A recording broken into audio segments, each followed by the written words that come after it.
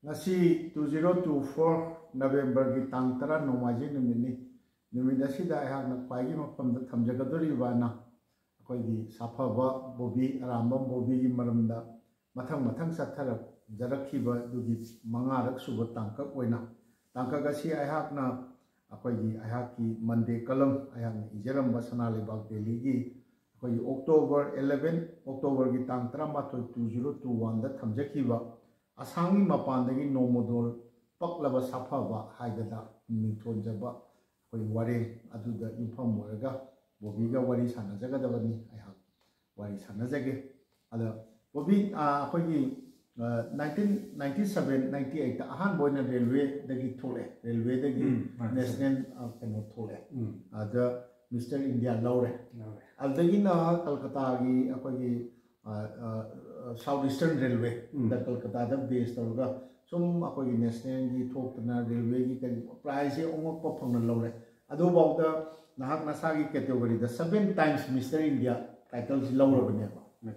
lawre adu gi matungda nangna akoi gi Kolkata thadok ning dana nangna hotna jaraga akoi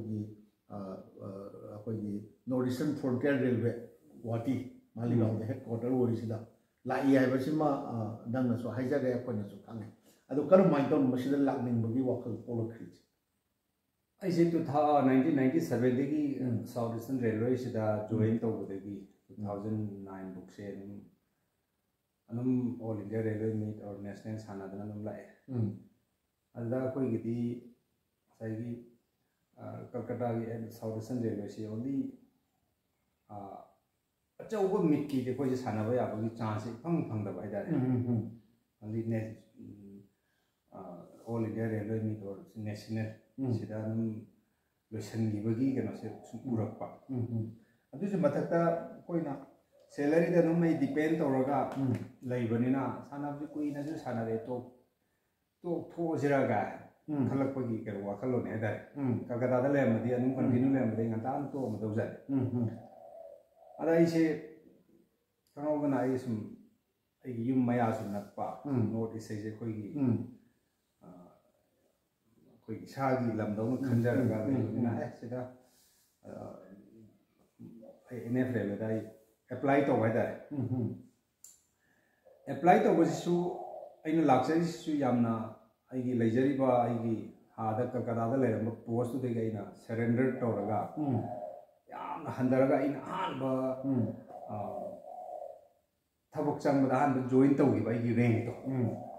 adu gi level da kumdhara ga madu kari akoi gi bottom seniority hai ko adu maina aina on request ta transfer chasa bajde gi rank se gi down tawraga chankada bani hai gi moi rules am leiba ada matam da laibok su thi bai da re अखोगी mutual transfer अमा हाइना अमसु लई same post अमा सु Calcutta लाकनि by सु बडी सनिबा अदुदी यामना लाइबा याम easy way बदुगी कनो दुदे transfer दुदे आइगा मागा यान लो रे म्यूचुअल दुदि सेम म्यूचुअल फंगहौदबा फंगदबने मतमदा म्यूचुअल से फंगदबने बा फंगगदी आइ कनो बि लॉस और लाक्सबने होय मदम दाइ सु कन्न थिजन दो वाटपा अदुगा 2009 दा Oh, aina sisu yam live report na te ai satningi haina pokse chapya yaw aina lakto report se somda NF relo da accept taw bai bum jule aina lakto report se o ma accept taw la pa yare adu somda gi aya bu pire na somda ya re dum ya de agana adu gi awa ba ma su lei ke no hadi adu da yam na NF te kana su khangna bu lei tam ne yam na ai gi dum yam support taw gi ba ai transfer to da कोई मतम the कोई NF railway sports cell दा कोई staff होने ले bye दाइ मा से कलकत्ता दा नो ला को देगी मा की स्विमिंग की चैंपियनशिप मा ऑल इंडिया रेलवे में स्विमिंग चैंपियनशिप पांथोक को दा मा न टीम हम प्रोपा या आंगा अमा परे मा की मा न कोच कम मैनेजर है दा माइन प्रोपा दा ई क्वार्टर दा ले देगी वारी जी डिटेल से ली देगी मा न नुसी बिदना कोई निसे मो चाना भाई दारे मानसु ai su sar sar nu kawai mai mingi tapun bora hai ba Tapun Baraba hujung ma BRS ma voluntary ta lo thok re mana tawdana somda gi vacant ke kra siman total fazana tawbiraga ma yarakhi bane dumai tawdana I ene April da 2009 June da ai lakre sida 9 June da 2009 adogi maraktara mamangi maraktara ko gi Indian Federation the body building federation jing da ko gi yena ba thokta yes hoi ko gi 2003 da 2003 da Mr Universe ko gi Mumbai da chau competition pang thok madu ja represent of India represent ada medal lorte aduda ngasai gi adugi competition do world championship Mr Universe to loi baga gi federation gi moi manungi main official haidare moi manungi ningai sangdana ga paidara moi to kai tai da federation se kai gamina under dispute la mina case tawna da moi sen tawna da gi koi railway koi government of India na su recognize ka thakre adagi federation pung chai federation je chai gram tung da 2003 ta kai re 4 jidagi num group amani muni thok ba hongare mai tournament pak thong federation je thong na ba hore government na di recognize tawte adada ina 2005 ta ge mo ai sana ba hore koi di sana bu le ning dam ni na any federation na ma do wer so koi de join tong ning ba dare du gi aya bu so koi railway num pi bi aduda medal lora ga phang bada kana bu di pidre keno di government ki recognize oi dam ni na koi su government ki under the railway government so ba department amani na adui maraktu da Assam gi side ta thokpa yaw Assam gi aduni 2005 ta Kuch Bihar aduda Mr India contest taw aduda Premchand sir ko India gi Premchand Dugla sir tamgi India ra manung chatla mo si body building field de mo keno ma yaw ba federation hada ma yaw ba federation si ai aduda yawe aduda ma yaw federation su ko gi Calcutta gi railway gi ko gi ai bu thabak location bi ba Sambhu Chatterjee hai se Sambhu Chatterjee hai se masu du gi federation da yaw hai da jo ba active member hoina active hoina thabak tong ni federation hai da masu yaw bani na ko ju ma gi makha da thabak sang ko bani na ma jo ngon yam lu to gi yam thaja ba tham bi da ai adu dai shi yawe Assam gi Kuch Bihar keno gi Bengal gi Kuch Bihar ai da 2005 Assam gi keno mai kai dei thui ra hoi adu thola ka dei ni adu da masai gi railway de represent to ba yadram ni na aina Assam gi team de Assam state de the adu Assam state de thok dai overall title ju phangi champion of the champion phang bana lupa madda gym multi gym ma champion of champion ki multi gym ma pi multi gym do phang ai karai thang prokani matam da ai hek phang ba khudak ta dum sell taw tho me ai di du chaw gym de ka mai pula kan lupa prize ke no ina pi ni na prize overall ki pi ne ada pula kan ya bi adu puna na ba ge ngon da ai thabak taw je hairaga su adu da invest on our salary I did wow I got and I was gym do yam su kan oi da bina ai je matam da share to te ba sing ko mangara ma kun cha da fa na share to te the mai to na 2005 ta sana re dai di India da ma pham rang khang dre federation je mo sana bu se di 2007 da gi mo recognize pi dra ga su yam regular oi na ko railway board na mo ko railway team tha ba hore the mai to na sana re Adai 2009 dagi dai Guwahati da lakre 9 dagi lai na 2009 dagi ai Guwahati la. Oh, 2009 how to the na 7 title lord 7 times Mr. India title lord. Hoi hoi ni. Man hoi. Adu bao ni masi record ni Manipur. Helam masi ai check 7 li ai Werandra khale helam masi ai. Ai gyan ta de khoji. Ai put to put ho. Title 9 how the can lord khoi di 7 9 li sanade. Nate 9 how da ba. Hoi hoi. 9 how the senior Mr. India title se tare la lawrek ne. Law khin. Hoi. Achima lai. Adai di nang Guwahati da lakning eh. Guwahati lai lak pa sing sai hai ba Tapun Bora do. Mana chuba muting am pang da ai baking se mana koi koi ai tak thong ba koi puchi. Puchi officer jing da ma hai ba ko tum ta la ai se lakre. Adu nate nang Guwahati da la ga so sanagi ge na khal ga di lai ra na tra. Adu nate. Sana ba le pa ge. Sana ba to su ya re hai na sana 100% ai sanagi ge la. Adu bu ai Tapun Bora da hai. Sana dia agak railway की तंबू एने railway की railway body building की क्या ना sana थोड़ा कितनी है कोई ना खान पड़ती है मतलब यानी ना मानसो मायने highway दी लई बट तो भाई sana रसु यारे sana तरसु यारे है ना लाभ पोने भाई सही दी कुंठा वाला जिला हमने बोल तंबू होय मैं होय लालम नहीं अदाई कुंठा ना रबो मतम नहीं दा सही अदुना वो कोई की aina NF railway da la matung da sai Tapun Bora da aina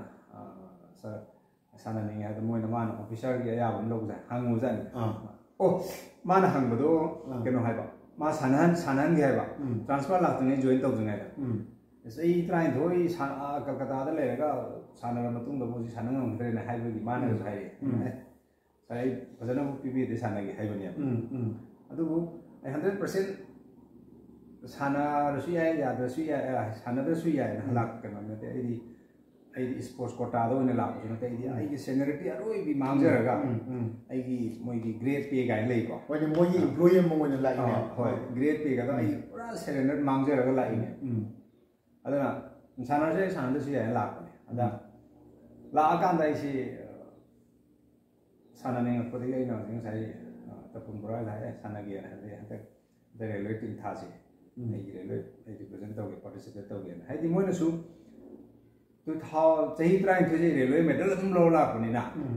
dan thaja bhai da su san sanaram da bai na sanada ba mi na ai sanag ge na hai ko di moi thaja ram da su ai ya ka se anai chahi tara gi mathak ka all India railway mi se medal lo ga la pani na no ga koi railway gi all India gi medal se important noi bai da ya moi कोई mister world तार को है ना all India railway ने है ना point क्या तो है क्या तो मोई पॉइंट काउंट नंबर ले ही को फास्ट आगे ना सुट होगा कोई रेलवे की दासी काब का इन मोई नंबर ले अदर ना ऐना साना के है बिते की साना बाहर है हाँ बा ऐदी साना बसु कोई की मी की जिम बस अदर साना दे कोई रेलवे की जिम से ले अदर सोई सा बस साना दे ऐना हाँ बा ai horen loijara ko usege keno se ai gi ai horo ko gi keno nang nasana chanje ai sana chanje usege ado dumai to na sana ra 2009 gi July da tawre June da ai join tawre aduga 2010 gi ko all India railway mi taw se karam kan ta to ai ada ai se kan na dan sana ro de railway represent tawre all India railway participate tawre NF railway gi ko an ba NF railway gi an ba body building gi NF board all India railway mi ta karai da an do represent taw de ne ko prize lo jo han bo prize lo jo han bani aji ai dong na medal lo sum de body building lo ju recruitment jam ta taw NF railway gi adumai taw na ise तावा हर को देखिए officer सिंचना याम ना थाजे भी bye दाने अदे दी याम ना phi कोई की NF railway is the best heading in all India की लाइक बा railway सिंचना की NF railway ना कोई देखिए है ना फाइ का नहीं आई खंजे है दा नंगना छीन ना पा आई बुद्धि ताहां जो उड़े अपने जो मैं अंदर उच्च गया nang na challi ari banang gi bench adai kari ani hum challi do kar main to challi nang na imagine nang gi kaino da di laigara image am di sagat chare mai mai to yamna high high oina chanbadi na te aina sum khangja bai di Guwahati da aina scrape ki ko yot te khangte yon ba haida scrape da thamba amai aina collect khara tawjare ga ko adada koi welding to bai da ai quarter mamang da koi yot su bai da ki welding to kha lei ai maming ko sanjo ya bai pau su pau mana tawraga aina yum da kawraga sumai chan ga da me han be hawdor ko di mati khomjala chan bani na yamna mong se ta de adu ai an da bench amaga ai khong gi sanana ba kau khatna ba thekatna ba akoi gi combo haidare animak join to ba ba da adu ga hippa ga su band press ilaga yot thamba ya ba de ga mai dare stay na su yaw ba adu ga matai da koi gi push up in ba ya ba dipping koi gi parallel bar gi type in ba ya ba ma su ina hapsara ga adu gi yan sa ne adu ai ka ma sa ma thamba ga ise sana ba hore mai to adu kaino se akari nang 2009 da NF ta la eko adui matung da akoi gi Joypur gi Rajasthan gi Joypur da ama pangthok khibro motive yam sala ji da Joypur da oram do mane 2010 da he man of India ta da Assam da ni da Assam da aina hek la ko ga Assam da Mr India championship ma angke do akoi gi Assam gi secretary Mr Bobo Goswami ko mana organize taraga koi competition Mr India championship je da pangthe yam chang pangthe fajana adu sa Assam ni mai ke dei thui Assam dei thui yam chang na pangthe madu keno ni world gi hoji koi gi world gi president oi se ma bu ta lai hoji competition ji yam pa chang pangthe yam pa jan sile koi ga Assam gi Guwahati gi koi gi railway station gi mama koi gi sai complex lai Sai stadium da koi indoor stadium lei adu da pang yam pa sile da ise ai category do tam dai sana bu 75 lo ai ki na tha ki ho ai ki won je adu da sana ra ise female of India na mai na title lam joi mon da hoi pi prize money ga yaw bo yaw de tam prize money yaw marak ki koi gi federation ni marak ta cham na ri ba mung na ba prize money gi adai kan da prize money ha bhap na de national je hana so hapok de yam toina prize money je yam hap de prize money hosi ki all every competition the prize money le the prize money hapok ko gi wari am so le ena 2012 ta overall ta gi prize am so le adai di 2000 ai all India railway me channel rail na is pura full facility hai di pura free da thado pe NF na koi gi NF railway gi koi gi sports gi officer sing si di yam phaida ado nang lak hi bada kari maitai macha sing ga yaw gi da ai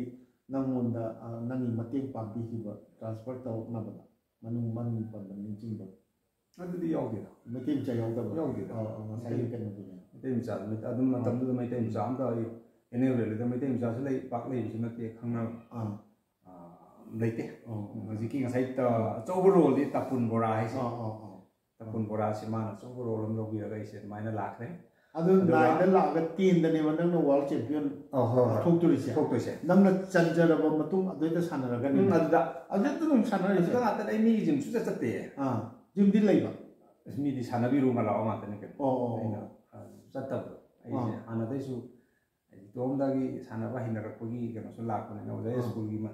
dai school gi mana ta sana ko dom da sana re Kolkata da su ai si dom da ne ma sana si mi gi jim da ya la ma sana do hin ra kram ne su ai room da room ma za no ma gi sana ro ni adai gi sana ram da ai na koi Kamakhya temple se Kamakhya temple gi makha da ne bai gi quarter si ayuk se haidi Kamakhya temple si ka ro ne ama tu mung sa ga tam jin che lo ne hala ga mung jim sana ba ada yang ton chelam ne nang yum da ne do yum da sana ba yum da sana do ni do bai cardio to ba se Kamakhya temple si ka ya ba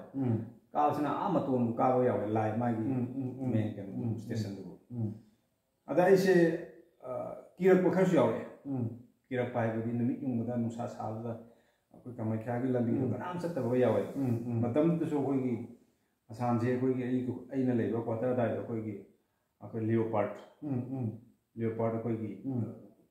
ꯁꯥꯗꯣ ꯌꯥꯝ ꯊꯣꯛꯑꯦꯕ ꯑꯗꯨꯅ ꯑꯩꯁꯤ ꯑꯗꯨ ꯇꯥꯔꯛꯄꯗꯒꯤ ꯑꯩꯁꯤ ꯀꯤꯗꯅ ꯅꯨꯡꯇꯤꯒꯤ ꯆꯠꯂꯝꯕꯗꯣ ꯑꯗꯨꯃꯥꯏꯅ ꯇꯣꯛꯈꯤꯕꯁꯨ ꯂꯩ ꯏꯇꯣꯝꯗ ꯇꯥꯜꯂꯛꯄꯗ ꯏꯇꯣꯝꯗ ꯆꯠꯄꯒ ꯌꯥꯎꯋꯦꯕꯀꯣ ꯑꯗꯨꯃꯥꯏꯅ ꯇꯧꯗꯅ ꯁꯥꯟꯅꯔꯛꯑꯦ ꯑꯗꯨ 2010 ꯗꯀꯣ 10ꯒꯤ ꯃꯤꯁꯇꯔ ꯏꯟꯗꯤꯌꯥꯁꯦ ꯁꯥꯟꯅꯔꯕ ꯑꯗꯨ 10ꯒꯤ ꯃꯤꯁꯇꯔ ꯏꯟꯗꯤꯌꯥ ꯁꯥꯟꯅꯔ ꯃꯇꯨꯡꯗ ꯑꯩꯁꯦ ꯑꯦꯁꯤꯌꯥꯟ ꯆꯦꯝꯄꯤꯌꯟ ꯏꯔꯥꯟꯗ 2010ꯒꯤ ꯑꯦꯁꯤꯌꯟ ꯆꯦꯝꯄꯤꯌꯟꯁꯦ ꯁꯥꯟꯅꯩꯌꯦ ꯑꯗꯨ ꯁꯥꯟꯅꯕꯗꯣ ꯑꯗꯨ ꯆꯠꯄꯩ ꯚꯔꯥꯗꯤ ꯀꯔꯝꯍꯥꯏꯅ ꯑꯗꯨ ꯆꯠꯄꯩ ꯚꯔꯥꯗꯨꯅ ꯌꯥꯝ ꯍꯧꯖꯤꯛ ꯉꯁꯥꯏꯒꯤ ꯑꯩꯈꯣꯏꯒꯤ ꯑꯩꯁꯨ ꯑꯁꯥꯝꯗꯒꯤ ꯊꯣꯛꯑꯕꯅꯤꯅ ꯑꯁꯥꯝꯒꯤ ꯃꯤꯁꯇꯔ ꯕꯣꯕꯣ ꯒꯣꯁꯥꯃꯤ ꯍꯥꯏꯁꯦ ꯃꯥꯁꯦ ꯍꯧꯖꯤꯛꯅ ꯑꯁꯥꯝꯒꯤ ꯋꯦꯠ ꯂꯤꯐꯇꯤꯡꯒꯤ ꯁꯦꯀ꯭ꯔꯦꯇꯔꯤ ꯑꯣꯏꯔꯝꯒꯅꯤ ꯃꯇꯝꯗꯨꯁꯨ ꯃꯥ ꯕꯣꯗꯤ ꯕꯤꯜꯗꯤꯡꯒꯤ ꯁꯦꯀ꯭ꯔꯦꯇꯔꯤ ꯑꯣꯏꯅ ꯄꯨꯏꯌꯦ ꯌꯥꯝꯅ ꯋꯦꯜ ꯋꯥꯛ ꯇꯧꯕ ꯃꯤ ꯑꯃꯅꯤ ꯑꯩꯈꯣꯏꯒꯤ ꯁꯤꯒꯤ ꯀꯩꯅꯣꯁꯤꯗ ꯌꯥꯝꯅ ꯑꯆꯧ ꯑꯆꯧꯕ ꯀꯣꯝꯄꯤꯇꯤꯁꯟꯒ ꯃꯥꯒꯤ ꯀꯩꯅꯣꯅꯦ ꯃꯤꯁꯇꯔ ꯁꯔꯥꯏꯘꯥꯠ ꯀꯥꯏꯅ ꯍꯥꯏꯁꯦ ꯑꯗ ꯃꯥꯅ ꯑꯩꯁꯦ ꯑꯁꯥꯝꯗꯒꯤ ꯊꯣꯛꯑꯦ ꯃꯥꯒ ꯑꯩꯒꯁꯨ ꯅꯧꯅ ꯈꯪꯅꯔꯛꯑꯦ ꯑꯩꯒꯤ ꯑꯦꯆꯤꯞꯃꯦꯟꯁꯨ ꯐꯖꯔꯛꯄꯅꯤꯅ ꯃꯥꯅ ꯑꯩꯁꯦ स्पॉन्सर अमा थीबिये कोई अने ईरान चपगी स्पॉन्सर दो मा लुपा 50,000 रो दुगी स्पॉन्सर मा कोई साइजी टीएमटी ना कोई योट के दो अदा अद मोय माना दुगी केमसिंग दो खंग तौदना आई साइजी टीएमटी ना 50,000 गा नमाइना स्पॉन्सर तौबिरखिबा यावे 50,000 नो कोन मतम दि कोने तमदि अद मोने स्पॉन्सर तौबजे इदा नंग साफाबो ओइना थोक्तोरिनी आउजिकी चैंपियनशिप सिदा मोने स्पॉन्सर तौ मोइगी दि करमाय साइजी टीएमटी गी दि करी तौगे ना मोइ साइजी गी चही अमगी मोइगी कैलेंडर गा फॉर्म दो को आइगी केनो गा हाफ की आइगी मोइना चही अमगी कोगी करेदा कॉन्ट्रैक्ट हैदरा चही अमगी तौरगा मोइना आइगी फोटोशूट का तौदना को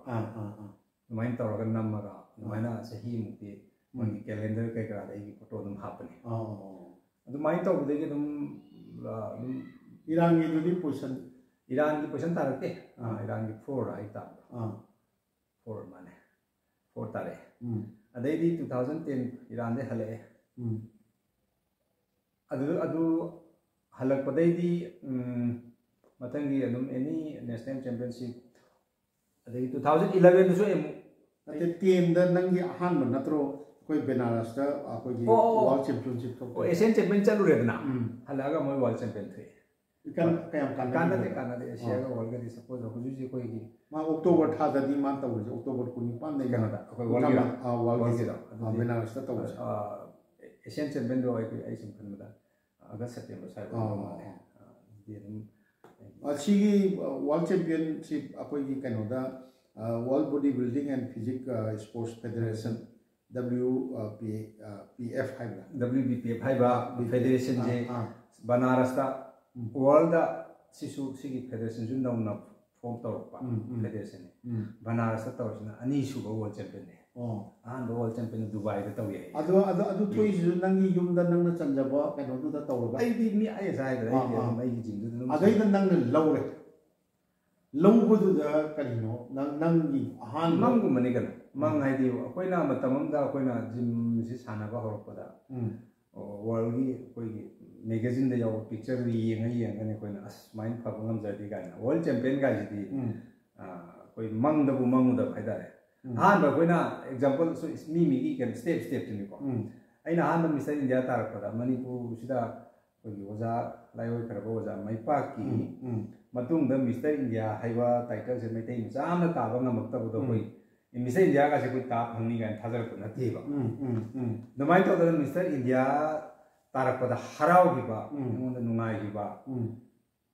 पूरा मंग ड्रीम ममा मंग मोइद मंगम बदि मंग फाउना गिबा याम हराव गिबा टाइमिंग दो सेम दमाइना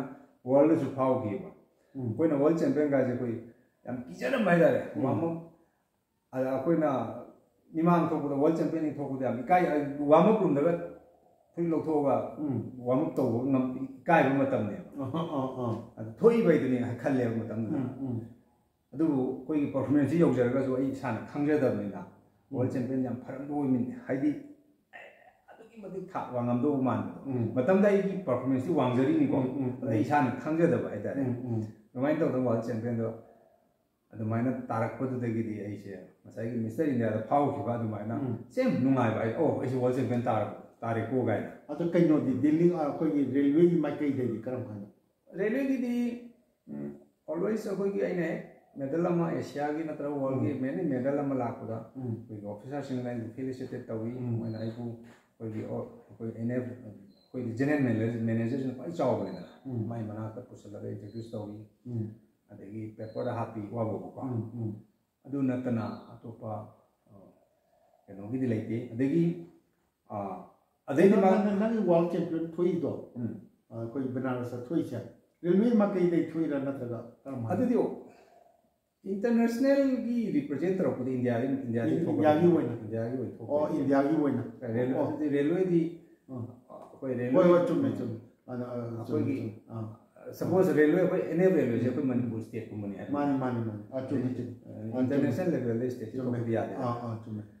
ꯑꯗꯨ ꯐꯪꯉꯛꯄꯗꯒꯤ ꯃꯇꯨꯡꯗꯒꯤ ꯑꯁꯥꯝꯒꯤ ꯅꯪꯒꯗꯤ ꯀꯔꯝꯍꯥꯏꯅ ꯇꯧꯕ ꯅꯪ ꯑꯗꯨꯗꯩ ꯍꯧꯗꯣꯏꯔꯥ ꯑꯁꯥꯝꯒꯤ ꯃꯤꯌꯥꯝꯗ ꯈꯪꯕ ꯍꯧꯔꯛꯇꯣꯏꯁꯦ ꯑꯗꯒꯤ ꯑꯩ ꯕꯣꯕꯣ ꯒꯣꯁꯥꯅꯤꯒ ꯐꯖꯅ ꯇꯥꯏꯠ ꯑꯞ ꯑꯣꯏꯔꯦ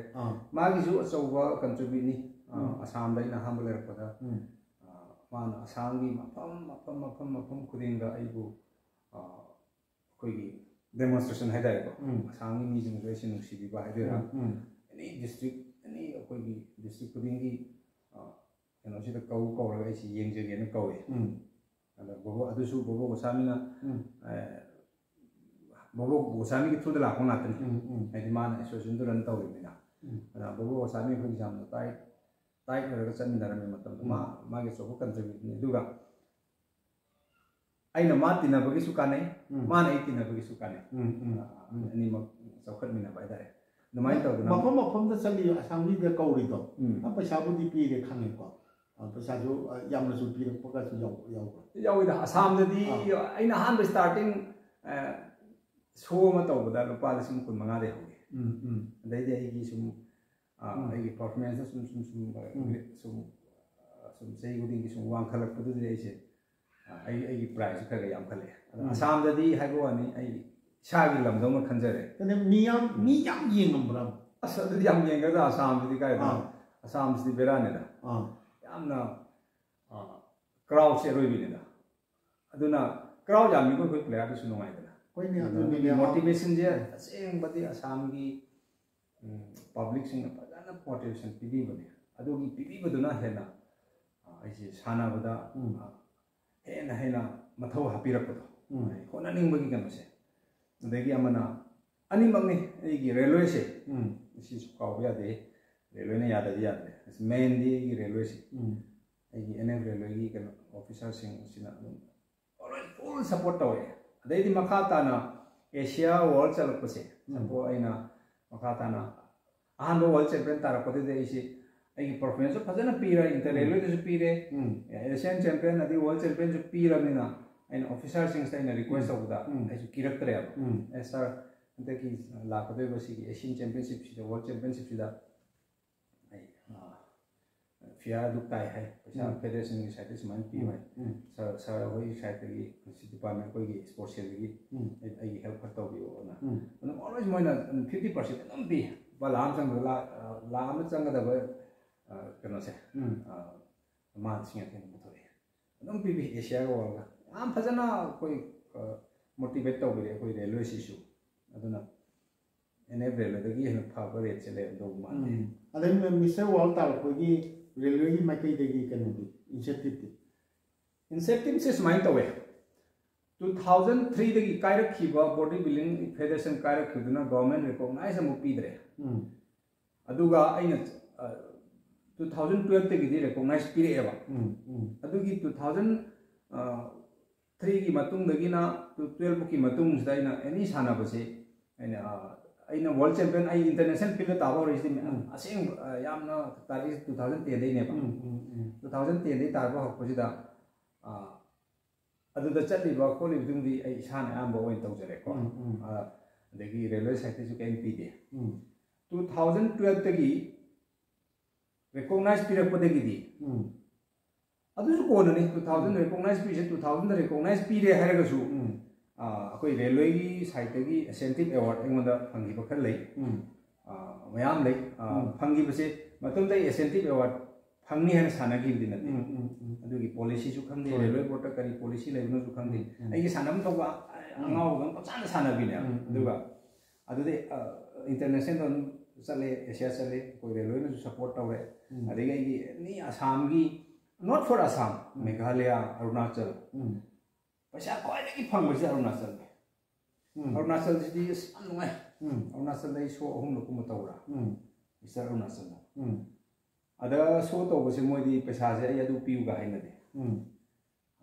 मोइना नुम कौरे दु लुपा लाम पि शो तौबि माइ तौ मोइ जु मी दुम तिनबा अरुणाचल याम नुमाइरा अरुणाचल की होम मिनिस्टर का जाइगा फमिनरगा वारीगा सानदना आइगी फोन नंबर लाउवे मतमदा अदुदा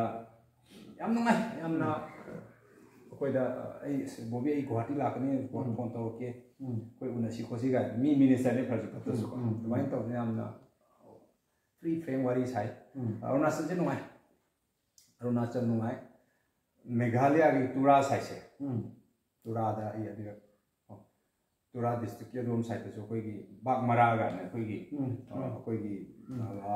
बांग्लादेश बॉर्डर का तो याव रे अदुदि आई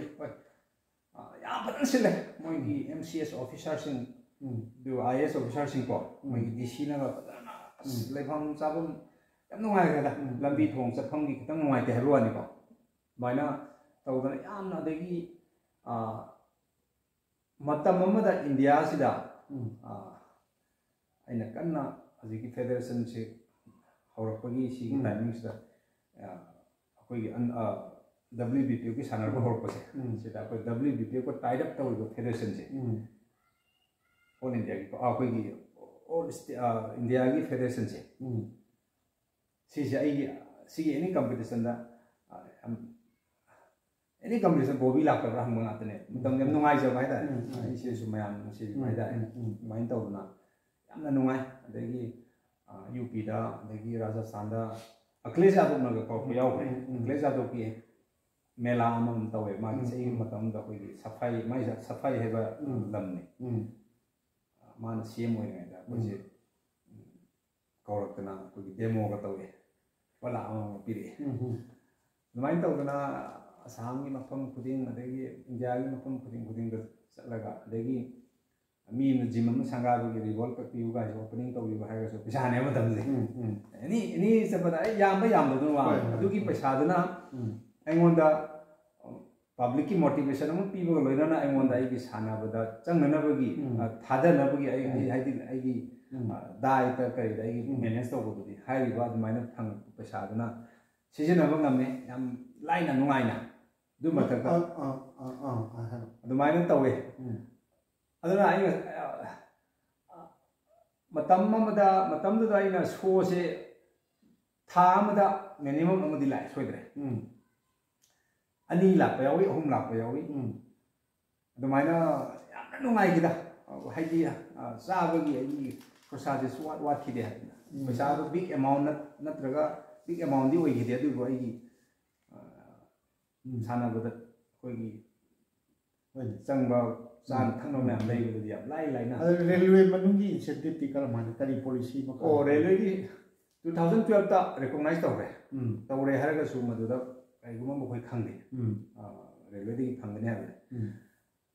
खंगौदना कोई की रेलवे बोर्ड ता नौना मासे कोई assistant sports officer body building incharge होना मा मसामक से कोई ऑफिसर ज्ञान सिंह कौवा मासे हरियाणा मा मसामक से कोई ओलंपियन एक्स ओलंपियन रेसलर नि हाय एक्स ओलंपियन रेसलर नि हाय अदुना मा मसासना न्यू अपॉइंट हाइदी new post assistant sport officer वर्कदी माना अखोई की पॉलिसी से माना पुथोक पिरगा ओपन तौबिरा माना अखोई नोंग अखोई ग्रुप मैसेज लेबा ग्रुप तो कैन लेबा अखोई व्हाट्सएप ग्रुप लेबा ऑल इंडिया रेलवे की प्लेयर्स सिंह की द माना मैसेज थारकने शेयर मैसेज माइन तौदना 2012 की मतुंग दगी आफ्टर रिकॉग्नाइज तौर मतुंगदगी कोई railway body builder player Singh Asia world international level दा को एरेना दा मेडल लौट सिंगी मागी केस अवार्ड दिया जाएंगे फंगनी अदुना नोई नोई सर्टिफिकेट सिंह दो सबमिट तौसलो हाइना खरे अदैदी तौसंग्रे आई मतम दai 2012 की को 12 13 14 15 16 आई चही मंगा की सबमिट तौसले आई 17 दा फंगे अवार्ड तो 2012 तकी 17 की मनुंगदा लेगिबा आई सर्टिफिकेट में आतो एना सबमिट तौर मतुंग अदुगी पुलप टोटल ताबो तमनो द वर्ल्ड चैंपियन द रुपा लाख 10 पी सेकंड द लाख 10 पी थर्ड द लाख 3 पी दो एशियन चैंपियन द कोई 2.5 लाख पी को दुगा सेकंड द 1.5 थर्ड द 1 लाख एना मागी पॉलिसी द लेबा कनो दो अदुगी कनो द फॉलो तौरगा एंगोन द मतम द सही मंगा की है तारे सही मरी मंगा रा कोई दुगी ला निफु में फंगे उठागा पान समथिंग को आन दुगी अदुदसु पेंडिंग ले हो यावरी कनो मान थागत पदुदा सही दुगी कनो दो मेंशन तो याद है मथंग स्टेप थागत नना बई को दुमाइन तो दना ई कांग थांग द याम सरप्राइज ना ई अकाउंट द लुपा लाख कोई निफु कुंथागा निपान समथिंग संगा को दे हेन मोटिवेट पिर करे हाइस सी ओरगा दे हम मतंग वर्ल्ड चैंपियन ता दे यादे है बी अदुना निपाल 8 टाइम्स लॉर्ड को देने अदुना 8 टाइम्स लॉर्ड को देने 8 टू दम स्माइन तो यावरे 2010 गा 2011 गा से सीसु आई वर्ल्ड चैंपियन ताई 12 तक दी रिकॉग्नाइज तो मिना 12 टू दे प्राइज आई अवार्ड टू दे इंक्लूड तो 2010 11 गी दी अदु रिकॉग्नाइज तो बिना अदुगी सेंग बदी वर्ल्ड चैंपियन द रुपा लाख 10 फंगदबदो अदुदी सही अनि फंगौद्रे अदुगी वर्ल्ड चैंपियन तार कोइ सोम द नंगी अकोई होम स्टेट ओरिबा मणिपुर की बॉडी बिल्डिंग की सर्कल दे करमाना तौ मणिपुर की सी मतमदुदा कैनोनी कांग्रेस ना पाइबा मतमनी मतमदुदा कोई की 2010 के वर्ल्ड चैंपियन हानो ते इंचाम में तारपसिदा कोई की अमजुआ हैना कोई मणिपुर जो फेडरेशन अनि थोले एसोसिएशन अनि थोले वाबो अदा हाइबा की एसोसिएशन हाइबे आदि मोजे कोई की ऑर्गेनाइजेशन तौब टीम अमा हैदा मोइना थोलकना ऐसे कोई वाइकोम में कायदा इनिशिएटिव प्रोग्राम सुम तौले अदुदा यावरिसे गेस ओन यावरि हजि की कोई की ऑनरेबल सीएम कोई मिस्टर बीरेन सु यावरे मान स्पोर्ट्स मिनिस्टर वे अदुगा मतमदुगी केंद्रदुगी सिंगमे केंद्रगी एमएलए हेमचंद्र यावे अदुगा कोई लंथबान केंद्रगी काका जोशी यावे नमाइन तौदा मोइना फेलिसिटेट तौदना अदु ओपना डेमो बता होले फेलिसिटेशन पैसा दी यावे नमदि पीपोते दा अच्छा मणिपुर गेले अदुदगी दी मु कई असेंबली दा कई की कनो से पुथोंना नंतर पदगी जाजोइना होय तामोजोइना लाउथरे गाजोइना असेंबली दा कई पुथोंना पदगी यास की कोई मतलब दा कोई डायरेक्टर मासे डायरेक्टर ओइना लेबो माले कोई नाउ बुबी वाइ खोमसिना तौरगा यास की साइट की हाइदोरा गोम करी कना की साइट हाइदोना रुपा लाख नि खक सैंक्शन तो पीबी नो कना कना पीगे दा मतम दुदा कोई की स्पोर्ट्स मिनिस्टर से दीदी थाइसी दुना मान ओइबे मतम ने मिस्टर बिरेन टोखर मतुंग दको अदा अदुसु अइना 2011 की मलेशिया दा अनिल सुबो इन वर्ल्ड चैंपियन साना चलमदाई की निमित निनी हुमनी की ममांग दने ऐसे नंग सुमाइन तौदना फेलिसिटेट प्रोग्राम नंगी पीएस अवार्ड पीदोइनी लाओ आइना आई गुवाहाटी दगी थोलागा दुमाइना तौदना पीबदसु कोई की थाइसी की क्वार्टर दा को सिल्ले अदुगी आई की फेलिसिटेट प्रोग्राम सिल्लगा आई की कोई की यास की कोई की डिप्टी डायरेक्टर के करा यास की तो मरु होइबा स्टाफ में हम को लाकना मोन तौर सिल्लगा एंगों लाकनी की चेक हम सिनगी है ಅದು ಚಲಂದಾಯ್ನಿಕೋ ಸೆಕೆಂಡ್ ವರ್ಲ್ಡ್ ಚಾಂಪಿಯನ್ಗೆ ಅದುದಗಿಸು ಅದುಸು ಯam nungai am wakhanse as lagani phangagadi matamgi laamani ga de koi kaisu yam wana koi salary da depend tar laakani na laani ahum ga laani ga de koi minna pu uba phangjalatri haba adana laani ki check am pe ko de koi je as adugadi government na ise han ba recognize numito recognize tawni recognize tawni mathang tarakadu फंगनी सोइदना मोइना कनो तोबिरकनी हानि थाजबदुदा एना आइसे अवायावना सानागना अमसु वालसेबन तारे मतंग तो कदोइनी तारे नम कंटिन्यू तारे अदि दैगी गवर्नमेंट की साइड दगी आइसे कैगुम नोंग तो पुथोकपिदे दुइ मतुंग दगी दिको अदुगी मरपुदा मरम थेसन जरके केनो 2012 ता कोई मिस्टर इंडिया कोई हैदराबाद की जो बॉर्डर हो गए मतलब कर्नाटका हो गया कोई मुद्द बिद्री बाप नगर हैदराबाद अजी की हैदराबाद सिटी देगी किलोमीटर चामा समथिंग चलगा चामा खरा हेले सब अदुदा लैबा केनोनी अदुदा कंपटीशन लम सिले मदुदा ऐसे ओवरऑल चैंपियन कोई मिस्टर इंडिया ओवरऑल टाइटल से चैंपियन ऑफ द चैंपियन से मतमदुदा फंगे ऐसे मतमदा रुपा लाख अहुम मखाय मगा अल्टो कार अमु फंगे प्राइस केनो केस प्राइस होना रुपा लाख अहुम मखाय में fungi with one Alto car fungi कोई स्टैंडर्ड कार माइन तो नहीं होता ऐसे अवार्ड पीदना प्राइस हो पीदना तो माइना फंगिए अदेदी हजे हाइबा ngसाइदि आइना रेलवे की साइड की केस अवार्ड दे दुइ रे अदु फंगे अदुगा स्टेट की साइड की दी 2010 की हन बता पगी फंगबदुगी साइलेंट लेग्रे मतुंगा अदेदी मणिपुर की आसास तुम थादोखरे केनोदि अदुदा को हादि हाना फंगखिनि हाबि थाजबदि सुनै लेग्रे अदुना मणिपुर की गवर्नमेंट की आसास दि को छात्रे आई सानबन तो सान सानजबा अदु मतका रेलवे ना पॉलिसी मा लेदन रुपा लाख तरा तरा आई फंगक पिरा अमनिना अदु द फोकस तरगा इसे सही गुदिं तानरबा तासु दैदी 2017 द फंगे 17 की कोई की बीजेपी गवर्नमेंट हान लाख की मणिपुर माइन आई अकाउंट संगतना अदुना आई अदु की पैसा दना खितंग कोई नंग मरी थोंना युमंगा साबंगम जदना नता लमम सरकार मणिपुर सरकार दगी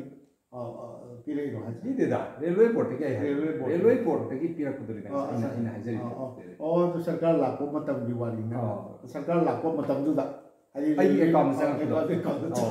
मतम दुगी वाली मणिपुर की बीजेपी गवर्नमेंट लाखो मतम दुगी अदु संग पे वाली गवर्नमेंट ना पीबना काय सी गवर्नमेंट की अमा वो मतुंगा अमा कया नो लादे अदुगी सु लई अदुना अदुगी सु मखा ताजरके मरकी वारी दई तनी जरके वाइन तौदना आई इंगोन चाम दई जदना कोई हौर कोई आई नेटिव आई हौर पगन लम पिकना लैहम लैते बिची माइ नेपी नचिना लाउजिन मसाई सु लै पिकपने नय अदमाइना फंगबगी एडवांटेज फंगकल दैसे वाइन तौजरगा ngasi सी की कन लैजरिसनी अदगी अनुम चे अदमाइना फंगबनी नै चै खुदिंग ऐसे नम गोल्ड मेडल लौरे मोलगी अदमाइन तौ तरा अदमाइन तौदना फंग 2019 बुक इन सानाबा 2019 से इन अरोइबा वर्ल्ड चैंपियन तरा सुबा सानाबा सिदा सिबु फंगनी तरा सिदा निपाल लक लौरी ने और निपाल लक गोल लौरे सेकेंड नंबर था या लौरे अदना अदमाइन तौदना फंगे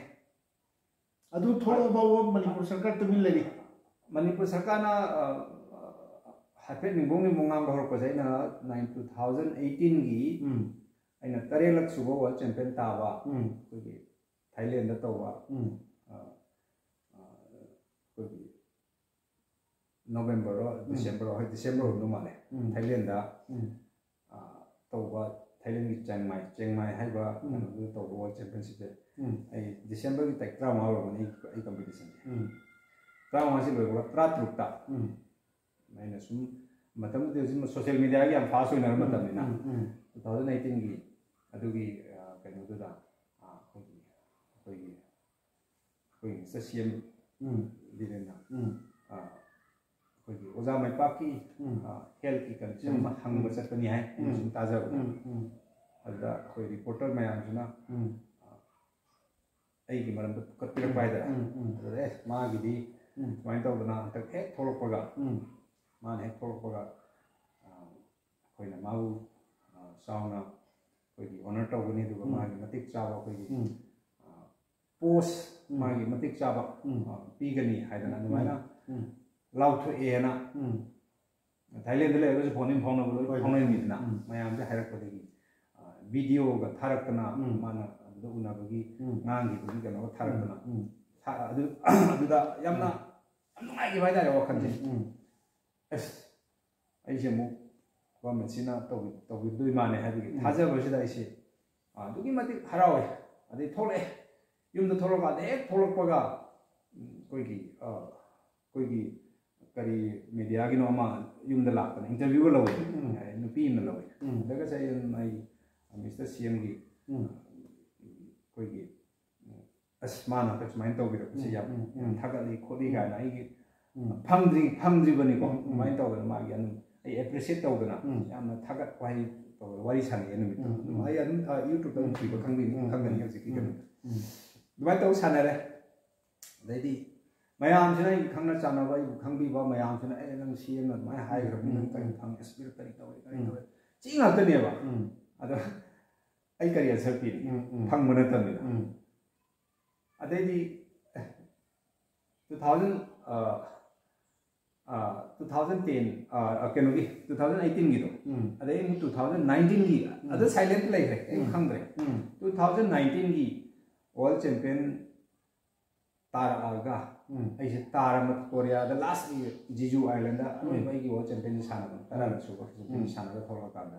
अद देगी जो पोथा लगे है खल्लगा लैरबा हानै सिना लास्ट कंपटीशन में लगे लैरबा मतम ने अद थोड़ा कांदा एनुमा कोई की आईदी आमना गुवाहाटी लैरने आई कार हनु बिजन थोदोरे नुगोन द वे कोई आई गाती ना अंगा मकनी थोदो में पैसा कोई की लाइपाउना स्पोर्ट्स मिनिस्टर होइए अदुदा लाइपाउगी कोई की पियारो हाइदोरा माय मागा नबा नि मने वाला फोन तोरपा माय तो गना नंगी कोई सा गोइन द साना जे साना कांदा मानो तो कोई नंगी सुम कोई की सीएम ना नंगी सुमाइन तो ना कनो पीओ ना हाइबगी कनो म ले नंगी आगदि न काय लेगे न थोलो है सर आइदि उजे ऑन द वे इम्फाल तो वे नि सिने अदुदि फरे हे नोंगाबगा कोई नोंद कोइ वन आई माई क्वार्टर दे चली है अदु मतम दो अदुदा खुदत पी कदबगी मोय प्लानिंग दि तो बजाने कोई की गवर्नमेंट को मतम दो कोई संगाई फेस्टिवल होमदो है अइना योगो नोंगाला है यांसी कुम होदो wi फिल्म ने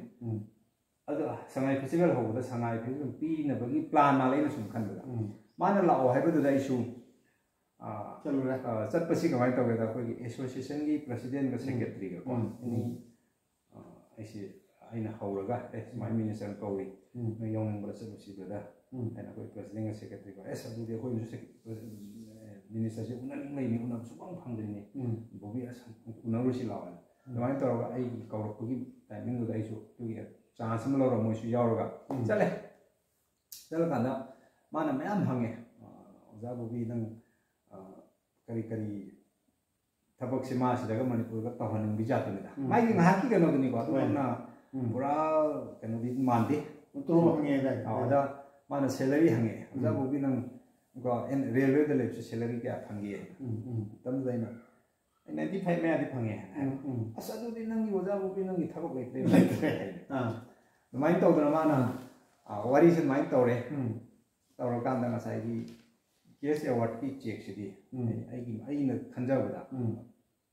कोई संगाई फेस्टिवल होबदा पीबगी प्लान माने अदुदा कोई की प्रेसिडेंट का सेक्रेटरी का ना कोई की साई की कोई की moina hangi good intention da hoi sar mangona pidori bai award sina marui bai award odori bra haidi last akhigi lifetime achievement odori bra award odori mani se lifetime ana adudi sir moi ni gi side gi gi damuta ai ga phabagi yengaga haida request am tawe main tawna sir magi keno do kitang hatu tawbida ma thabak su lawjaro hare sarona manipur state na job pi ge haraga su ma pamjadre hare pi dore post ai mo de dai hai sana pi ge di DSP di pi oi loge habne lai pau da ai sim di ai chin na di pan ki ada adugi level di moi khangre moi manung da president ga secretary duna ai phana ba gi damta request am taw da sir pa laktara se sir na CM da kitang hatu tawbida bida kitang consider tawbida CM da request tawba magi di lifetime gi oi bi bani na som da su job su ma lawro roi haironi na kan magi pi roi ba award to chaw bi kitang chaw na pi ba ya ra na request tawde adudi yam phai ne adudi hange ne haina dai pau sina adudi yam phaba po ni ne hairaga adai hoi ma herakidre hoi ma herakidre adai di hengkan ni habi di laitre pesada hairo kai inform ter adu moi adai dai na hoi gi president ta tom basida bada hoi na si tana ba mathau ta jala hangye asbo bi mi government na itho lau phokra ba na traga sanction tawbe wato ko ko tan tano moi masana ko pijar kani la ma su khang de be ai su khang de ai hangi adumai taw da ai hoi ma her pe sum chai so hogi hoi gi ai gi kano do process to laugh sa panam lai bra handi moi mai chat to re haina ai gi su yas ta khang na sa na ko hoi gi judo gi hoi gi course ka lai aji thawal district gi hoi gi sports thawal district sports officer oi se oi je thaina homina rakpa aina moi da haibudagi maina yas ki manung ge gi secretary da leiba yas ki dipan staff ni paw kono es mai ram thuna che do mu ano hom thagala ka ya ran da di lap sa khadi lap sa once to de mo na ka khani moi is keno do ka khani habudi mai to ga moi na mai paw pi bi rakpa gi oi gi asai gi president ta tom se ambagi mana Thikagi bill tana badona pai che laga last ta phange yam wana phangi bai dare phangbu tu su yamna paisa di ai account da changkhre tawbu yasna natraga government na ai paisa di am pam bu su na te aduga dumaina recognize am taro ga ai bu government recognize taro felicitate masa ma to tawum di thok tabra dumaina tawbagi gano ma haire adusu paisa sanga matung da ko yas ta gi no ma phole nangi smain tawna photo am ta thalo moina felicitate tawni haina ada in tawdu felicitate taro ga di oja matam ji gi chana bida मेरे reporter याव गम तो ए reporter ma'am से कोई president का ताना रे बदन ओका हम बियो नंग नोय रिपोर्टर मैम खंगा नि हाय बन मिसदा यास की सुम पाव ले ब्रा अदा लेते कोई का नाम खंगे है अदु दे का दो सकनी मोय मनुंग दुदा मोय ममिंग फोन बया ना बा तपसन देसु अदु दे चखि दबसि चखि दे जोइन तबि दे मधुकी शुरू अदम कोई यामना कोई लाइगी थादोक्ते यादब गनो की टाइम थादोक्पगी अदम एवार्ड निदा अदो पैसा का दी चंगी ब्रो अदो चंगंग ना वो ना बदा चंगे दा दुदी चंगे मधुदी चंगे दा अदो अदमाइन तौदना कोई अदुगी पैसा से कोई प्रेसिडेंट से माना थिका बिल ताना कोई टाइप डिपार्टमेंट ना कोई मतंग दा ताऊ भोगी से help to be adun thikagi bill tana badona hai gi paisa saga ju pi dana ga taw bura ha koi sai de chana pi de ai gi case to ka tongan mani na but taw bu da mo yam wana phangi ra adagi anyway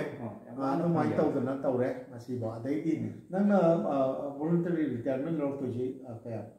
19 dara 20 dara ai 2021 da voluntary ta lok 21 adui 19 dagidi nang lepe world champion adugi mamang 19 bausida 8 times Mr. World title lawrabane ada sigi manung sida nang ahan bagi first to modi nang nasana chanjabaduna wati da chanjabaduna tawre adui matung da nang onda kan si wai ai tang share tawjai nongma 2000 aina mangara world champion sanaro ba 2014 ko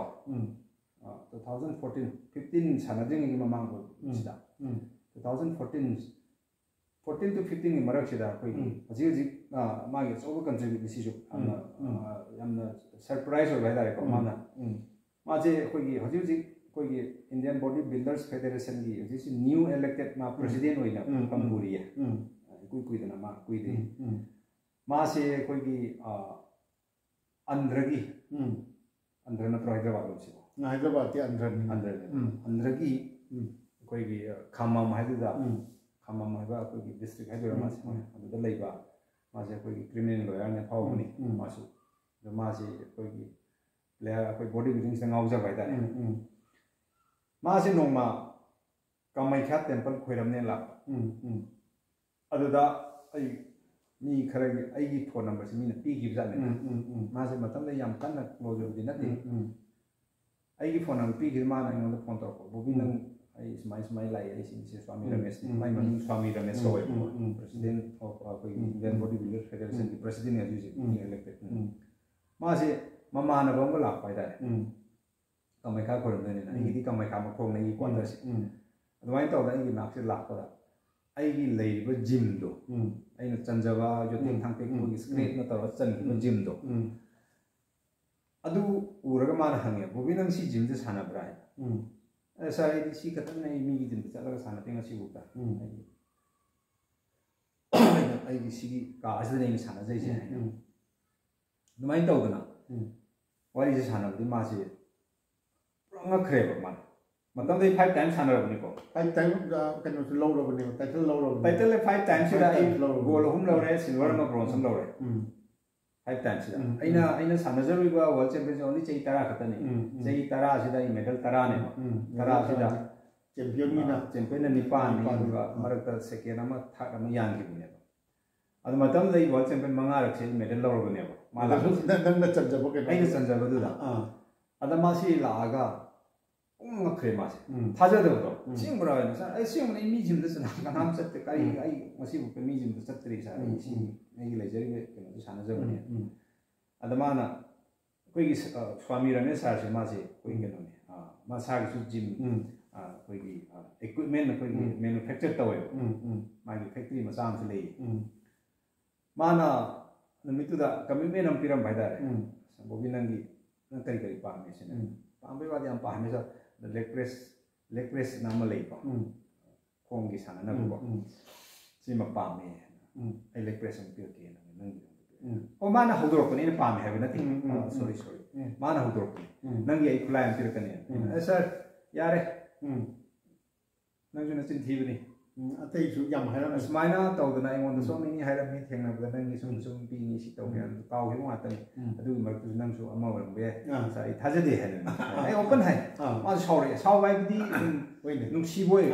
ke no taw boy ma gi khanja ba ke no aina ma haira ko ma bobi ai du ma mi na te si ne ade di yengo ma na taw ga ikui da yam tu na ai ke no se packing taw ga ko ri ga na da transport ta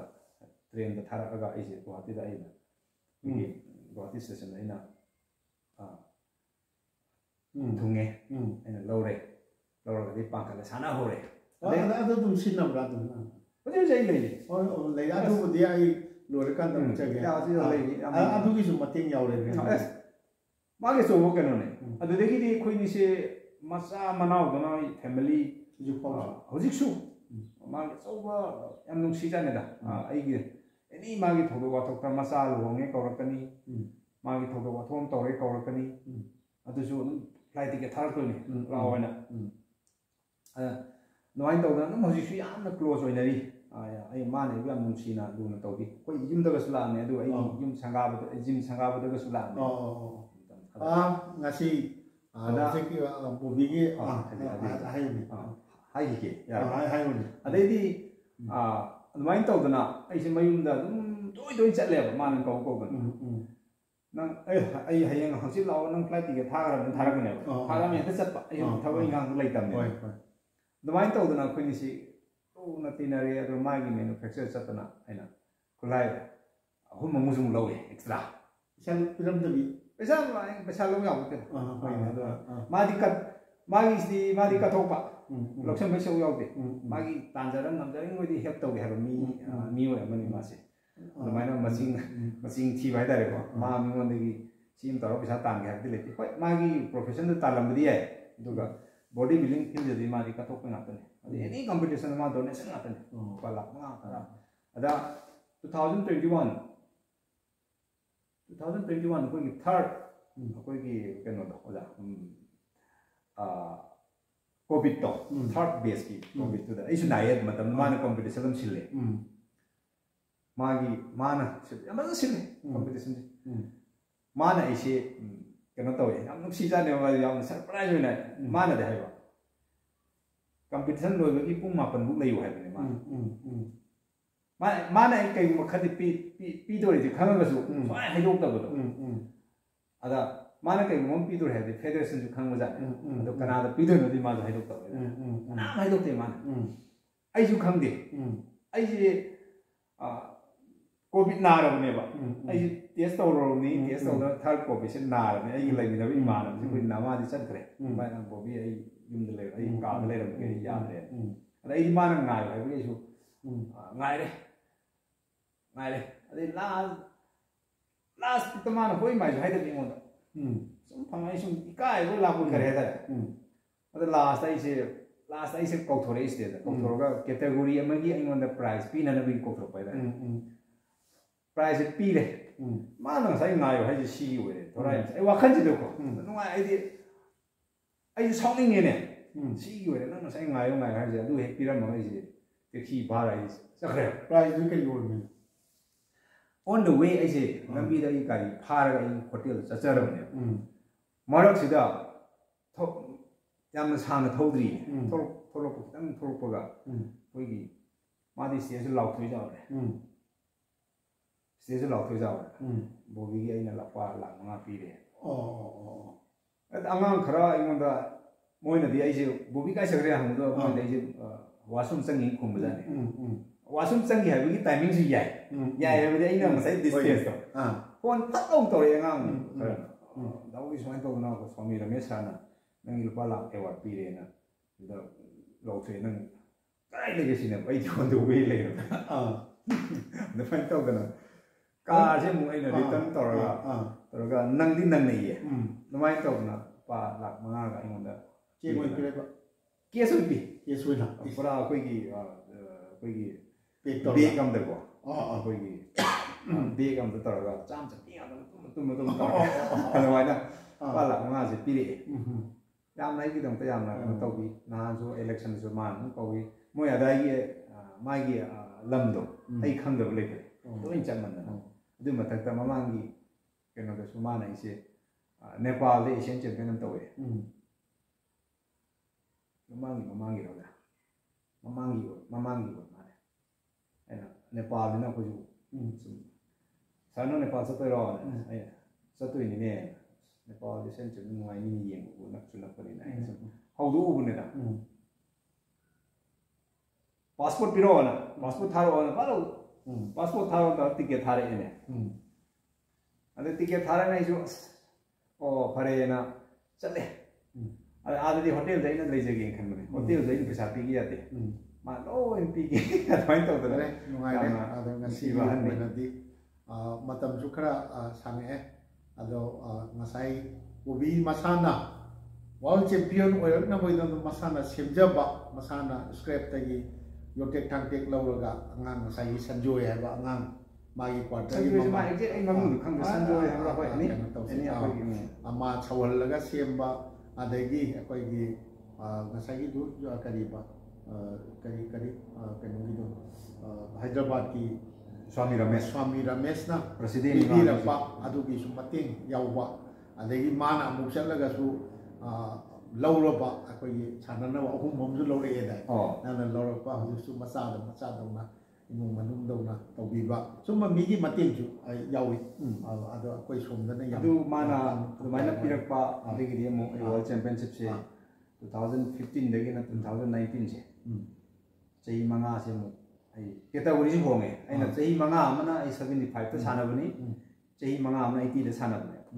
adu chahi manga se mana hoji ga kulai ama pira ya de matam main tek pirak padegi adu di chahi manga se de ai 80 kg da continuous champion anu moi champion wari adu ni si bobi gi wari ni adu makha amu taruk suba tangkat ta thamjage nasi yi woina di mangna semjaba world champion ama warak na bagi da makta masi ubada mapani mamana basing na photo da kai da ubada ngai hai sini madu ai yengan jage aduga ngasi gi matang ngasi loisin jage bigi mana hojuk su sanajari ba gym ni masai da mana nangna khwai hana akoi gi bench am challe do kram oh si sini bench ai upa to ina lothok oh upa lothok re si ina Guwahati da scrape ti leiraga aina ai Guwahati da laku da siga chanmane sida tawrisina karino nang sigi kanu sida ai chum longaga sum upa ma hapane du da ina lothokre si magni han bachan siga sina bench sai sini like asugumani da sigum main si chanjabane aja sina koigi siju upa sponge ka hapam magada sina sida yot haptilaga sina khum phammaga sumaina kawkhatna nabane sida koi sponge ki hapaga ko sina kawkhatna naba sida yot na sida hapa sin nangna script tay leiraga nangna khanjaraga ujiki nupam cha dura sawali mina wai da han di Guwahati script ju si sina asumba script na mukhara matik chaba yot khang paida han di su patik ma khomjil laga taw nade ahan ba world champion do ada ani si kaktara asigi si yawlo Guwahati da ina Assam da Kolkata dagi Guwahati da lak enable lo hek leira batung da ina han chan sine sine ba sana jana ba adu chidi chan ko na chala kadoi ra cheu songi sina ai hai ji laki si sina mai uppaga khom mai ko khana ba ko da si sina bench sina bench sai da da yot thamdana ba sina mai tandana si gi ani sida an starting ina samda lak ba gi si challe adagi di si sina mu si matung da sina leg press ina yang kuira bo jin kai paksi na dre 90 degree leg press ina ina jai kokna ai yum ka ru sakti panina yo jai thok pusin do ya da na ina folding am ka torga si taisen na ya ko no ni thok pusin ya mai chan ina kina kari tisine no sida hit pa sida upak thare ko upak thare no ga long na hit pa ga khong na se ka khalaga ananam ne na weight chu haptoira yo rap si ai yo rap am si duga like ai folding sina ai ka khalaga supportation si ni bi wala supportation aina long hit pe sana ge har kan si tha do si lok the ko wala si thamme loire hapse lage ga na supporting thadara thamma ya da bulina hoi aduna ada chigi weight ti leiraga hapira na da cranky kai ga don chi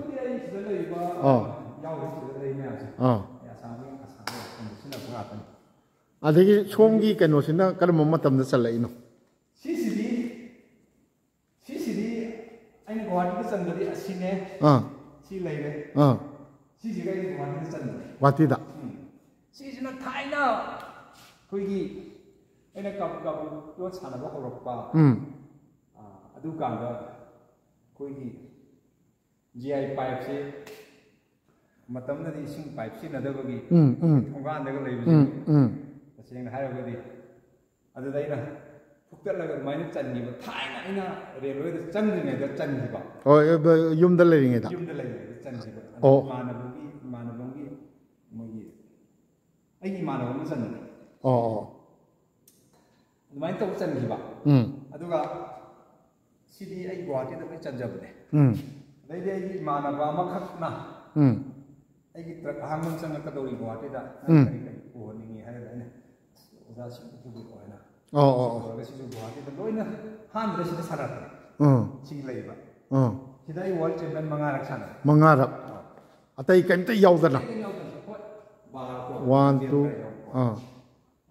ꯁꯤ 5ꯁꯤꯅ 5ꯔꯛꯇꯨꯗ ꯀꯌꯥꯔꯛꯅꯣ ꯂꯧꯔꯛꯏꯁꯦ? Champion 3 ꯑꯃ ꯁꯦꯀꯦꯟ ꯑꯃ ꯊꯥꯔ ꯑꯃ. ꯑꯉꯛꯄꯅꯤꯅꯦ ꯁꯤꯒꯤ ꯈꯨꯠꯂꯥꯏꯁꯤ ꯎꯕꯗꯗꯤꯅꯦ ꯃꯤꯅ ꯉꯛꯅꯩ ꯍꯥꯏꯔꯤꯁꯦ ꯑꯇꯩ ꯃꯄꯥꯟꯒꯤ. ꯋꯥꯔꯜ ꯆꯦꯝꯄꯤꯌꯟ 5ꯁꯤꯗ ꯁꯥꯟꯅꯔ ꯃꯇꯨꯡꯗ ꯑꯩꯈꯣꯏꯒꯤ ꯍꯧꯖꯤꯛ ꯑꯩꯈꯣꯏꯒꯤ इंडियन बॉडी बिल्डर्स फेडरेशन की न्यू प्रेसिडेंट होइरिबा हाना मा वाइस प्रेसिडेंट होइरमने हंतकसे मा इलेक्टेड प्रेसिडेंट इलेक्टेड तौना खंगलबा हाइरिबा स्वामी रमेश मासे कोइगी तेलंगाना उदुंगने हैदराबाद से तेलंगाना उदुंद्रो तेलंगाना की खामम हाइबा लेबा मार्क्सिना अइना ममांजुन हैदराबाद ते आंध्रनिना आंध्रगी कोइगी खामम हाइबदुदा लेबा माजी क्रिमिनल लॉयर ने फाव लॉयर मार्क्सिना नोमा कोइ कामाख्या कोरंबला लाकुदा आइगी जिमजु उदा ngaय ngakidana mana sida nang wal champion ma sanai haibdi sai sida kana ato kana su salakte ba ni jim da salakte ba ai gi room da dum sana jabne ma je ngakidana mana bobi adudi han da tinar ko ne ma se ai si mana su nungsi bi bai da han da mana sigi leg press si long na hipa ka pa na leg press hai ba kino mana मित्र माने commitment हम पिरम बाइदारे मसी 2000 क्या की वारी no 2000 क्या की no 2014 की 15 side नि मान पे सी मार्केट ते लई तारगदि कयम पीबो पोर्न सिबो मा थाबिरे सुम लोके ने तो सुमाइना तौबदि तांग खरेदा लाख अनि का ताबा म मखाय का ताबा दु हजिकिसना या मॉडल पोता दमा की सी लिंगा लिंगा एरिया याम कनबसे योटु याम चंगले अदु माना कमिटमेंट अम पिरकना बोबिनंगी सुमम थारके एना थाजद रही consider मम हा लामगा का पंगा मगा ओरो दिबिनिंग बाइदारे दुमाइन तो माना मयुम द चक्रगा माई फैक्ट्री लेजे कोई इक्विपमेंट की मागी फैक्ट्री मा होइदे मागी अदुदगा याम तोइन चले माना कौथोगना आन रसी थाई पेकिंग फदन तो थाई अदरे अदैदी सिदे फदन साना मोरे सी एक्सरसाइज नो साना ब फंगदबैना सी मु साना खले अदैदी माना इसे तोइन कौवे टिकेट था लाओ ना लाओ ले अतै जु थारक सिगी मतुंगदा अदि सी थारा मतुंगदा मैना मु ममदा निगा आइदी पुरा मासे फैमिली नि है इपान हाइबे यारे आई ब्रदर हाइबे यारे माय फैमिली से कनो इना क्लोज इना ले दु मागी बैकग्राउंड सु मागी फैमिली के हम लिंक बाय दारे माय मनाउ पागा दे यूके दा ले सेटलमेंट तौई मचानुपा अनि नि मचानुपा सकेत स्वामी हाइबंगा संदेश स्वामी हाइबंगा सकेत हाइबा ngang मा थाईलैंड जॉब तौर लई मनाउपा सकेत हाइबा सकेत स्वामी हाइजना अमेरिका दा लई यामना नुंगाई पके माना दुमाई तौदे आइना मंगोंदा माय मना तोइन जाई से कौरमिना आइना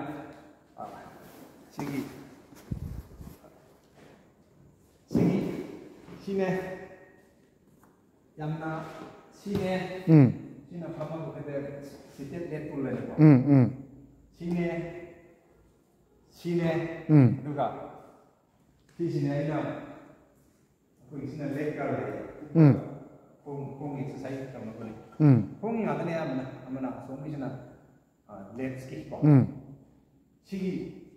말이제 아홈제 시비라 맞던다 이나 아홈제 아니 시비를 빼야로 해서 뭐는 니가 아이서 마스 가장 답이 누마인 따오드나 아데기 시기 콜라이시나 뭐 아이가 삼대기 많아 보나 이렇군요 시조 ꯍꯣꯏ ꯍꯣꯏ ꯑꯇꯩ ꯑꯩ ꯂꯩꯔꯨꯕ ꯃꯇꯝ ꯊꯦꯡꯅ ꯄꯤꯔꯛꯄ ꯃꯌꯥꯝ ꯂꯥꯛꯀꯅꯤ ꯑꯗꯨꯒ ꯁꯤꯗ ꯂꯩꯔꯤꯕ ꯌꯣꯠ ꯃꯆꯥ ꯃꯁꯨ ꯂꯝꯕꯦꯜꯁꯤꯡꯁꯤꯅ ꯑꯩꯅ ꯂꯣꯏꯅꯖꯔꯛꯄ ꯍꯥꯏꯇꯥꯔꯦ ꯍꯣꯏꯅꯦ ꯈꯔ ꯍꯣꯏ ꯑꯣ ꯑꯗꯨꯃꯥꯏꯅ ꯇꯧꯔꯛꯇꯅ ꯁꯤꯒꯤ ꯍꯥꯏꯔꯤꯕ ꯁꯣꯝꯒꯤ ꯂꯥꯏꯟꯁꯤꯗ ꯂꯩꯔꯤꯕ ꯄꯤꯔꯛꯄꯗꯒꯤ ꯃꯣꯏꯅ 2015ꯗꯒꯤꯅ 2019 ꯆꯍꯤ ꯃꯉꯥꯁꯤꯃꯨꯛ ꯀꯟꯇꯤꯅ꯭ꯌꯨꯁꯂꯤ ꯑꯩ ꯆꯦꯝꯄꯤꯌꯟ ꯍꯥꯏꯇꯥꯔꯦ 80 kgꯗ ꯑꯩꯅ ꯋꯥꯔꯜ ꯆꯦꯝꯄꯤꯌꯟ ꯃꯉꯥꯔꯛ ꯇꯥꯕ ꯉꯝꯃꯤꯁꯦ ꯁꯤ ꯈꯨꯠꯂꯥꯏꯁꯤ ꯂꯥꯛꯑ ꯃꯇꯨꯡꯗꯅꯤ ꯑꯗꯨꯅꯤ ꯑꯗꯨꯒ ꯌꯥꯝꯅ ꯅꯨꯡꯁꯤꯕꯅ ꯑꯩꯒꯤ ꯑꯍꯥꯟꯕ ꯑꯩꯒꯤ ꯋꯥꯔꯜ ꯆꯦꯝꯄꯤꯌꯟ ꯃꯉꯥꯔꯛ ꯁꯥꯟꯅꯔꯤꯕ ꯑꯩꯒꯤ ꯈꯨꯠꯂꯥꯏꯁꯦ ꯁꯤꯁꯤꯅ ꯈ꯭ꯋꯥꯏꯗꯒꯤ ꯂꯨꯝꯅ ꯂꯧꯖꯩ ꯍꯥꯏꯇꯥꯔꯦ ꯍꯣꯏꯅꯦ ꯃꯈꯨꯠꯅ ꯆꯟꯖꯔꯒ ꯇꯧꯔꯤꯁꯦ ꯁ꯭ꯃꯤꯠ ꯃꯦꯆꯤꯟꯒ ꯂꯣꯏꯅꯅ ꯁ꯭ꯃꯤꯠ ꯃꯦꯆꯤꯟ ꯍꯥꯏꯌꯦꯀꯣ ꯁ꯭ꯃꯤꯠ ꯍꯥꯏꯌꯦ ꯑꯗꯨꯒ ꯁ꯭ꯃꯤꯠꯁꯤꯗ ꯑꯩꯅ ꯑꯩꯒꯤ ꯀꯣꯛꯁꯤꯅ ꯄꯨꯊꯣꯛꯆꯔꯒ ꯃꯐꯝꯗꯣ ꯂꯩꯇꯕꯅꯤꯅ ꯑꯗꯒꯤ ꯁꯤꯗ ꯑꯩꯅ ꯑꯩꯈꯣꯏꯒꯤ ꯀꯩꯅꯣꯁꯦ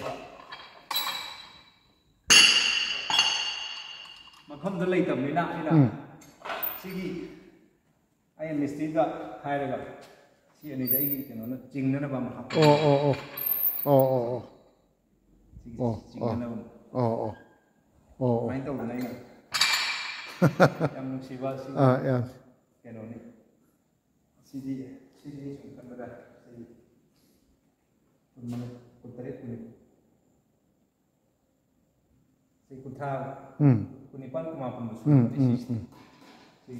ꯅꯨꯡꯉꯥꯏꯈ꯭ꯔꯦ ꯃꯌꯥꯝ ꯌꯦꯡꯕꯤꯌꯨ ꯃꯄꯥꯟꯗꯒꯤ ꯕꯣꯕꯤꯗ ꯑꯩꯈꯣꯏꯒꯤ ꯃꯅꯤꯄꯨꯔꯒꯤ ꯕꯣꯕꯤꯗ ꯁꯤꯁꯨ ꯑꯩꯅ ꯆꯟꯈꯤꯕꯅꯤ ꯑꯗꯨ ꯁꯤꯗꯤ ꯁꯥꯟꯅꯕ ꯐꯪꯈꯤꯗ꯭ꯔꯦ ꯃꯅꯤꯄꯨꯔꯗ ꯆꯟꯈꯤꯕ ꯑꯩ ꯑꯗꯨꯝ ꯔꯦꯜꯋꯦꯗ ꯆꯪꯈꯤꯕꯗꯒꯤ ꯇꯥꯔꯒ ꯂꯩ ꯅꯨꯡꯁꯤꯕꯅ ꯃꯌꯥꯝ ꯃꯤꯔꯥꯡ ꯊꯧꯕ ꯌꯥꯎꯔꯝꯕ ꯁꯥꯟꯅꯗꯕ ꯁꯤꯅꯤ ꯌꯦꯡꯕꯤꯌꯨ ꯃꯔꯨꯞ ꯃꯄꯥꯡꯁꯤꯡ ꯄꯨꯛꯆꯦꯜ ꯆꯥꯎꯕꯒꯤ ꯋꯥ ꯅꯠꯇꯦꯗ ꯑꯩꯈꯣꯏꯒꯤ ꯀꯔꯤ ꯍꯥꯏꯇꯥꯔꯦ ꯊꯧꯒꯠꯄꯤꯕ ꯍꯥꯏꯁꯦ ꯑꯩꯈꯣꯏꯒꯤ ꯁꯣꯝꯗꯅ ꯑꯁꯨꯝꯕꯁꯤ ꯂꯩꯇꯕꯗꯤ ꯅꯠꯇꯦ ꯂꯩ ꯑꯗꯨꯕꯨ ꯈꯔꯗꯤ ꯋꯥꯠꯄ ꯍꯥꯏꯇꯥꯔꯦꯅꯦ ꯑꯗꯨꯅꯤ ꯅꯨꯡꯉꯥꯏꯔꯦ ꯕꯣꯕꯤꯒꯤꯗꯤ ꯉꯁꯤ ꯑꯩꯈꯣꯏꯒꯤ 8 times world champion mister world ꯇꯥꯔꯕ ꯑꯔꯥꯝꯕꯝ ꯕꯣꯕꯤꯒꯤ ꯃꯥꯒꯤ ꯈꯨꯠꯁꯨ ꯈꯨꯠꯂꯥꯏꯁꯤꯡ ꯃꯤꯅ ꯄꯤꯕꯤꯔꯛꯄ ꯑꯗꯨꯒ ꯈ꯭ꯋꯥꯏꯗꯒꯤ ꯃꯥꯅ ꯉꯁꯤ ꯐꯥꯎꯕ ꯂꯨꯝꯅ ꯊꯝꯖꯔꯤꯕꯁꯤ ꯁꯣꯝꯗ ꯂꯩꯔꯤꯕ 3-4 ꯃꯈꯨꯠꯅ ꯆꯟꯖꯕ ꯍꯥꯏꯇꯥꯔꯦ ꯃꯥꯅ ꯁ꯭ꯀ꯭ꯔꯦꯞ ꯀꯩꯅꯣꯁꯤꯡꯗꯒꯤ ꯂꯧꯖꯔꯦꯔꯒ ꯑꯁꯧꯕ ꯃꯤ ꯅꯦꯛꯑꯔꯒ ꯁꯨꯃꯥꯏꯅ ꯁꯧꯕꯤꯌꯨ ꯁꯨꯃꯥꯏꯅ ꯇꯧ ꯈꯣꯠꯂꯨ ꯀꯥꯏꯅ ꯇꯧꯔꯒ ꯉꯁꯤ ꯐꯥꯎꯕ ꯃꯥꯅ ꯌꯥꯝ ꯅꯨꯡꯁꯤꯖꯅ ꯊꯝꯃꯤꯕ ꯃꯁꯤꯅ 5ꯔꯛ ꯋꯥꯔꯜ ꯆꯦꯝꯄꯤꯌꯟ 5ꯔꯛ ꯑꯇꯣꯞꯄ ꯃꯄꯥꯟꯒꯤ ꯈꯨꯠꯂꯥꯏ ꯀꯔꯤꯝꯐꯥꯎ ꯌꯥꯎꯗꯅ ꯉꯁꯤꯒꯤ ꯇꯥꯡꯀꯛ ꯑꯁꯤ ꯁꯥꯐꯕ ꯕꯣꯕꯤꯒꯤ ꯃꯔꯝꯗ ꯊꯝꯖꯔꯛꯄ 5ꯁꯨꯕ ꯇꯥꯡꯀꯛ ꯑꯁꯤ ꯉꯁꯤꯒꯤ ꯃꯇꯥꯡ ꯑꯁꯤꯗ ꯂꯣꯏꯁꯤꯟꯖꯒꯦ ꯑꯗꯨꯅ ꯇꯥꯕꯤꯔꯤꯕ ꯌꯦꯡꯕꯤꯔꯤꯕ ꯈ꯭ꯋꯥꯏꯒꯤ ꯃꯐꯝꯗ ꯁꯅꯥꯊꯣꯡꯒꯤ ꯃꯅꯤꯟꯗ꯭ꯔ ꯀꯣꯟꯁꯝꯅ ꯃꯇꯥꯡ ꯑꯁꯤꯗ ꯑꯃꯨꯛꯀ ꯍꯟꯅ ꯅꯣꯂꯨꯛꯆꯔꯤ